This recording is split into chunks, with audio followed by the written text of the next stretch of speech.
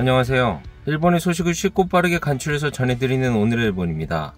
8월 26일 목요일 오전 뉴스 보내드리겠습니다. NHK 보도에 따르면 25일 도쿄에서 4,228명, 카나가와 2,304명, 사이타마 1,614명, 치바 1,452명, 오사카 2,808명, 홋카이도 568명, 오키나와 809명의 감염이 확인되는 등 총 24,321명이 확진 판정을 받은 것으로 파악되었습니다. 한편 도쿄에서 11명, 치바, 카나가와에서 각각 9명, 사이타마, 효고에서 각각 2명 등 총 45명의 사망이 발생하였습니다. 이로써 지금까지 누적 확진자는 136만 8,822명, 누적 사망자는 15,770명이 되었습니다. 한편 23일 전국에서는 속보치료 7만 126건의 검사가 실시되었습니다.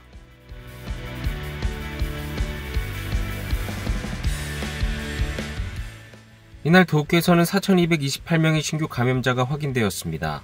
10세 미만부터 90대까지의 남녀 4,228명이 신규 확진 판정을 받은 것으로 파악되었으며 이 중 2,516명은 감염 경로가 파악되지 않거나 조사 중이고 1,712명은 기존 감염자의 밀접 접촉자로 확인되었습니다. 연령대로는 20대에서 30대가 총 2,069명으로 전체의 약 49%, 40대에서 50대는 총 1,154명으로 약 27%로 나타났습니다. 한편 이날 30대부터 90대까지의 남녀 11명이 사망하였으며 현재 중증 환자는 9명 증가한 277명, 입원 환자는 30명 증가한 4,154명으로 파악되었습니다. 이로써 도쿄의 누적 확진자 수는 32만 3,157명, 누적 사망자 수는 2,404명이 되었습니다. 다음 소식입니다. 정부는 이날 밤 긴급사태 선언의 대상 지역에 홋카이도와 토카이, 사면 등 8개 지역을 추가하기로 공식 결정하였습니다.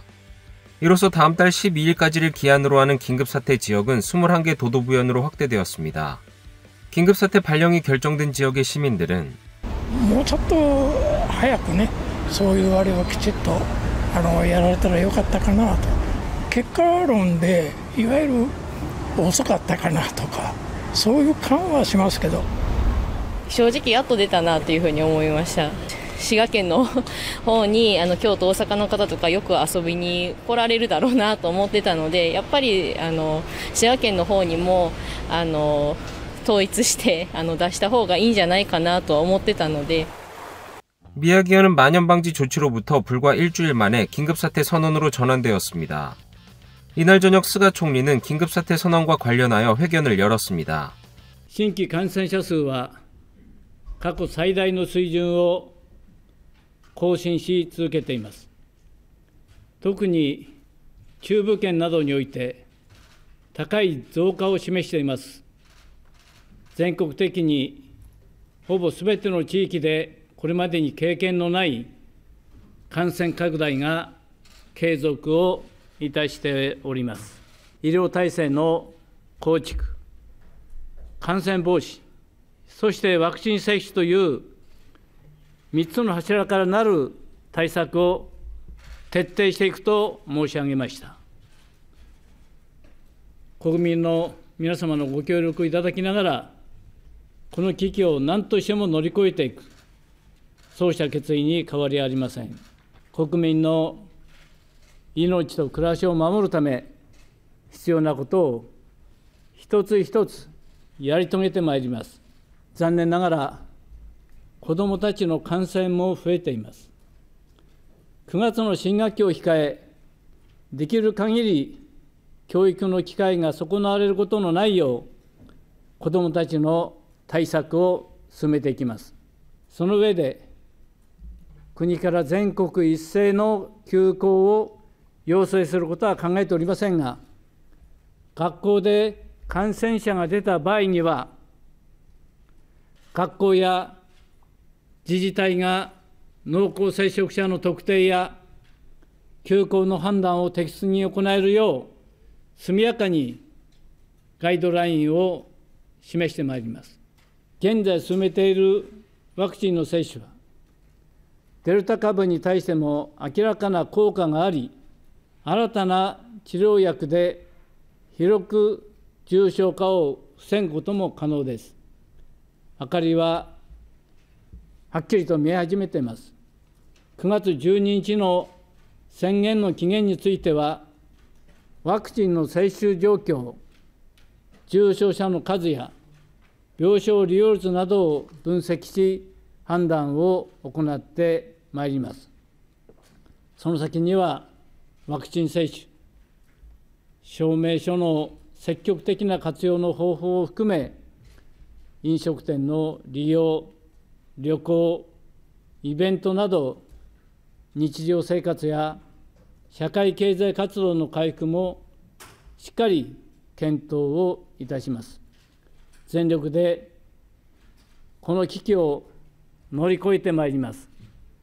国民皆さんのご理解とご協力をお願いを申し上げます。ワクチンに偏った政策や総理の言葉が国民に届いていないことが原因ではないでしょうか。この指摘にどう答えるか、自らの政治責任をどうお考えか伺います。私としては、医療体制の構築を行う、このことを最優先に、感染防止対策、ワクチン接種という3本の柱からなる対策を徹底し、この危機を何としても乗り越えていく、それが総理大臣としての私に課された責任であると考えます。また私の言葉について、厳しいご指摘をいただいています。しっかり受け止めて、真摯に対応していきたい、このように思います。다음 소식입니다. 도쿄 패럴림픽의 개막식으로부터 하룻밤 지난 도쿄. 도쿄 니혼바시에 위치한 패럴림픽 조형물에는 사진 촬영을 하는 사람들의 모습을 쉽게 볼 수 있었습니다. ちょっと記念に観覧もできないし、写真だけでもと思ってちょっと撮りに来ました。 이곳에는 총 81명의 패럴림픽 일본 대표 선수들이 등장하는 패널 등도 설치되어 있었습니다. 각지의 경기장에서는 이날부터 아이들이 시합을 관전하는 학교 연계 관전 프로그램이 시작되었습니다. 국립경기장 앞에서는 플래카드를 든 자원봉사자들 사이로 유치원생들이 손을 잡고 입장하는 모습을 볼 수 있었습니다. 경기장 내에서는 좌석에 간격을 띄우고 앉은 마스크를 쓴 아이들이 목소리를 내지 않고 선수들의 모습을 보고 있었습니다. 이날 도쿄에서 확인된 신규 감염자는 4,228명, 20대 미만이 725명으로 전체의 약 17%를 차지하는 등 젊은 세대의 감염 확대가 심각한 상황이 이어지고 있습니다. 초등학교, 중학교 등에서는 여름방학을 연장하는 학교도 나오고 있는 가운데 수도권의 일부 학교에서는 이날 개학식이 진행되었습니다. 도쿄 에도가와구에 위치한 초등학교에서는 원격으로 개학식이 진행되었습니다. コロナウイルスだからお家にずっといたりしてました。勉強を頑張ってたり、オリンピック見たりしてました。いっぱい遊びたいです。 한편 이날 오사카에서는 사상 최다의 감염자인 2,808명이 확진 판정을 받았습니다. 오사카시에 위치한 한 중학교에서는 이런 광경도 볼 수 있었습니다. 관광버스에 탑승하고 있는 학생들의 모습입니다. 한 시립 중학교에서는 3학년 학생들이 이날부터 2박 3일 일정으로 나가노현의 수학여행을 떠났습니다. 일주일 전 여름방학 기간 중 학교에는 학생들이 교실에 모여 있었습니다.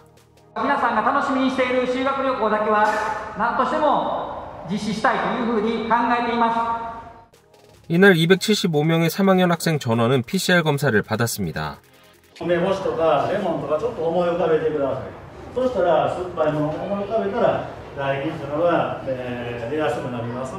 오사카시에서는 다음 달 이후에 수학여행은 원칙 금지하고 있으나 학교에서는 교육위원회 등과 상담하고 평소에 감염 대책을 철저히 한다는 점을 감안하여 시립학교 중 유일하게 수학여행의 실시를 결정하였습니다. PCR 검사의 결과 275명 전원의 음성이 확인되었기 때문에 이날 출발하게 되었습니다. みんなで力を合わせて感染予防して最後みんなで楽しく行けたらなって思います。 페이스쉴드의 착용이나 4시간에 한 번씩 체온 측정 등 감염 대책을 철저히 한 여행을 한다고 합니다. 이런 가운데 전국의 중증 환자가 1964명으로 13일 연속 사상 최다를 경신하고 있습니다.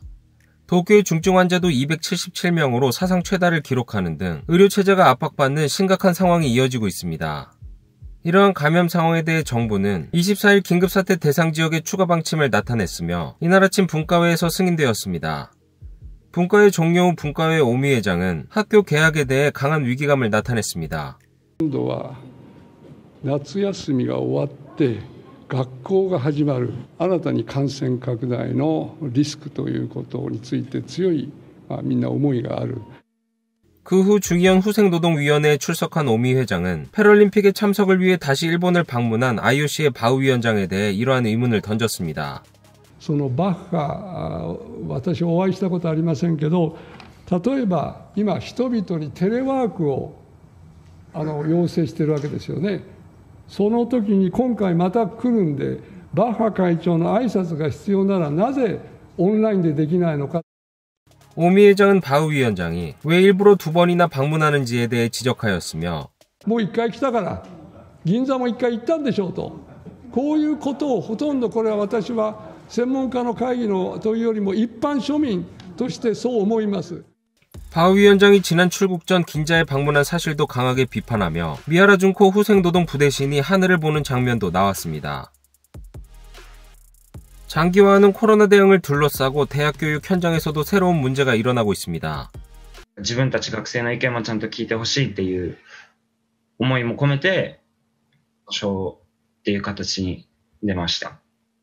도쿄에 위치한 메이세이 대학 경영학부 2학년 학생은 일부 학부에서는 대면 수업이 재개되는 가운데 경영학부에서는 온라인 수업이 계속되고 있고 대면 수업을 한 번도 받은 적이 없다는 이유로 수업료의 일부 반환 등 145만 엔의 손해배상을 대학 측에 요구하는 소송을 한 것입니다. 合理的な説明はほぼないに近いと思います。なぜすごい年間22万円とかの学費を払ってまで通信大学と同じような形の授業を受けなければいけないのかなっていう疑問.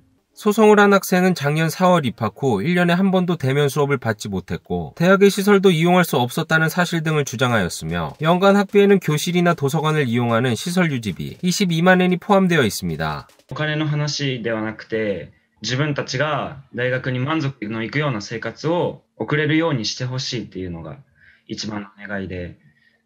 이날 도쿄 지방재판소에서는 첫 번째 구두변론이 진행되었으며 대학 측은 작년 7월부터 도서관의 이용을 인정하였고 9월에는 교직원과의 교류 모임도 실시하였다라며 다투겠다는 자세를 나타내고 있습니다. 다음 소식입니다. 스가 총리와 자민당의 니카이 간사장이 25일 오전 회담을 가졌습니다. 자민당은 지난 주말 중의원 의원 선거를 위한 정세조사를 실시하였으며 이것들을 바탕으로 자민당 총재 선거나 중의원 선거를 위한 의견을 주고받았다고 보여지고 있습니다.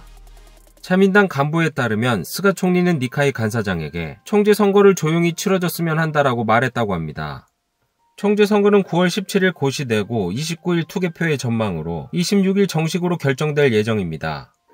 이날 밤 도내 호텔에서는 자민당의 키시다파가 모였습니다. 키시다 후미오 전 정조회장이 26일 입후보를 표명할 생각으로 그것에 대한 준비를 하고 있었습니다. 한편 야당 측은 코로나 감염 확대가 위기 상황에 처해 있는 가운데 즉각 임시국회를 열 것을 요구하였습니다. 今の医療崩壊の現状を思えば、明日にでもやっぱり臨時国会を開いて必要な予算や法律についてあればきちっと議論するのが国民から付託された我々の責務ではないのかと。総裁選はやるのに国会はやらないのかと。自分たちが選挙が有利になるために誰はいいかっていうそのことばっかり考えてるんでしょ。